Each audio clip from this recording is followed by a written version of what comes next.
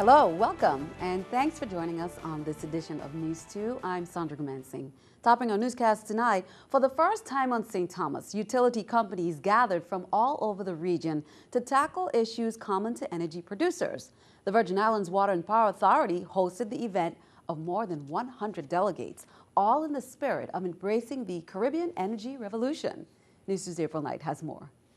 Some 120 delegates from energy companies across the Caribbean are putting their heads together on issues surrounding one of the most in-demand commodities, electricity. The Caribbean Electric Utility Services Corporation, or CARELEC, is an association of more than 30 energy companies in the region. It was primarily founded for the purpose of getting more training and getting some cohesiveness between all the utilities. 8 voices definitely speaks louder than one voice, particularly when you're trying to buy and in the market and you're trying to get training for your employees. The theme for this CARELEC conference is Powering and Empowering the Caribbean, echoing the sentiments of Virgin Islanders that available and affordable energy might just help save the local economy. CEO Hugo Hodge shared WAPA's ongoing switch to propane, a project that should save ratepayers some 30% in energy cost. Something that we could do here, but we feel that regionally, it's something that can be done and duplicated throughout the region. CARELEC enables its member companies to network with their regional counterparts that face similar challenges, such as severe weather or operating on islands. I recall the last hurricane that we had coming. I was able to call my colleague in St. Martin, see what he was experiencing, did the same in Anguilla, and BVI all the way on route here. So, I mean, we have hurricane assistance.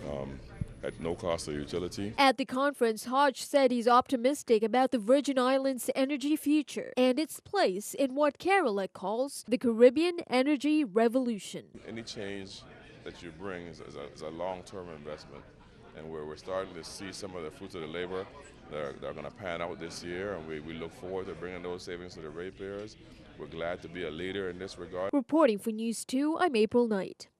The CARELEC conference began Monday, May 19th and continues until May 21st at the Marriott's Frenchman's Reef. Vitima will host the annual All Hazards Preparedness Expo from May 29th to the 31st. The theme is Train, Prepare, and Respond. And here are the dates on Thursday, May 29th from 11 a.m. to 6 p.m. at Tutu Park Mall, St. Thomas. Friday, May 30th, 10 a.m. to 3 p.m., Cruise Bay, St. John. And then Saturday, May 31st, 10 a.m. to 3 p.m. at the National Park Service in Christiansted, St. Croix. The Virgin Islands is vulnerable not only to flooding and hurricanes, but also to no-notice events such as earthquakes, tsunamis, wildfires, and man-made disasters. Now, the expo brings together government departments and agencies, non-government organizations, and local businesses that will provide the community with information. Governor John DeYoung is scheduled to meet with the GERS Board of Trustees and the WICO Board to address the pending management agreement of Havenside Mall. WICO's CEO, Joseph Bisciotti, had stated that parties had reached an agreement on management. However, according to Vincent Liger, chairman of the GERS Board of Trustees, WICO now wants to renegotiate provisions that the parties had already agreed to. Now, the date for the meeting with the governor, which aims to settle the management issue, has not yet been finalized, but it's expected to happen soon. Small businesses territory-wide will have an opportunity to learn more about environmental compliance from May 19th through May 23rd. To kick off the Small Business Environmental Assistance Week celebration, now there will be 3 small business compliance displays. The first will be on St. Thomas at the Edward Wilmot Blyden Marine Terminal, on St. John at the Frank Powell Park, and one on St. Croix at the Sunny Isle Shopping Center. There will also be 2 workshops about environmental compliance assistance and federal and local laws. The St. Thomas St. John workshop is Wednesday, May 21st from 8 a.m. to 1 p.m. at CAHS. On St. Croix, it's from 12:30 p.m. to 1:30 p.m. Friday, May 23rd at the St. Croix Vocational Complex Auditorium. May 18th kicked off the National Public Works Week, and in celebration, the Virgin Islands Department of Public Works announces the following office closures on Wednesday, May 21st on St. Croix, and on St. Thomas, Thursday the 22nd and Friday the 23rd. Also, Thursday, May 22nd, a portion of the Fort Christian parking lot will be closed as it will house the department's fair and equipment display. Parking will be permitted along the waterfront apron. The parking lot will reopen on Friday, May 23rd. For more information, you can contact the Department of Public Works. At the racetrack, where we're going to have a number of elementary schools coming out, the department is going to do some equipment displays and a host of other items for the kids in the community on the island of St. Croix. And then on Thursday, we do the same type of activity here on the island of St. Thomas at the Fort Christian parking lot. We'll have an equipment display. Staff is going to be able to do demonstrations.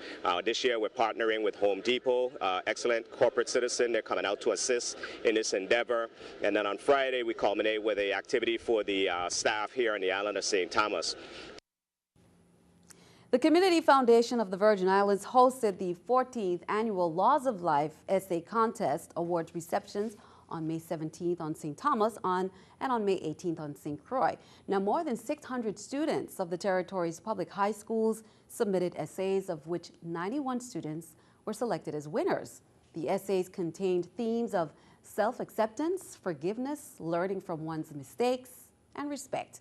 Monetary prizes were awarded. The first place winners read their essays aloud at the award receptions.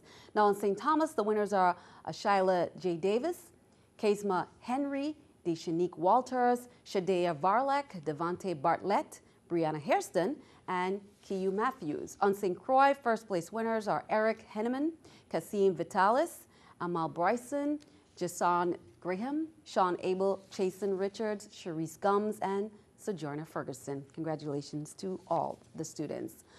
A member of the Nigerian terror group Boko Haram is talking about the hundreds of girls the group abducted last month. In a rare interview with CBS News, the fighter describes what has happened to the girls since they disappeared. Suzanne McGinnis has that story from Washington. This longtime Boko Haram member says he saw the kidnapped girls 3 weeks ago. But in an interview with CBS News' Deborah Pata, Saleh Abubakar would not say where they are. Are any of the girls sick? Some of them will complain on HIV. We have medicine. We have everything in the place where we kept them. Have any of them been sold into marriage? No. We'll not marry them. The terrorist group abducted nearly 300 girls from their school more than a month ago and threatened to sell them into slavery. But Abubakar says that won't happen because they converted from Christianity to Islam. What's going to happen to these girls? If Allah wish, nothing will happen to them. But we ask government, if they did not release our brothers, we're not going to release them.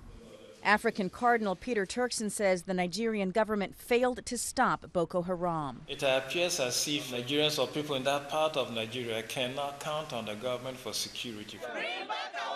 Around the world, people are rallying for the girls' release, but Turkson says Boko Haram is tough and won't be influenced by public pressure. Well, for more on this story, be sure to tune into CBS News at 7:30 p.m. Keeping our eye on the economy, Wolverine Packing Company in Detroit, Michigan is recalling 1.8 million pounds of ground beef over fears the meat could be contaminated with E. coli. The recalled beef products were sold to restaurant distributors throughout Michigan, as well as Ohio, Massachusetts, and Missouri. 11 cases of the E. coli bacterial infection have been identified, and E. coli is a potentially deadly bacterium. Here's the New York Stock Exchange with our stock market watch. The Dow, Nasdaq, S&P all down. The Dow 137, Nasdaq 28, S&P 12. Coming up on News 2, as we continue our Mental Health Awareness Month recognition, parents, how are we doing with our children's mental health? Tonight, we focus on children and teenagers, their overall well-being, socially, psychologically, and emotionally.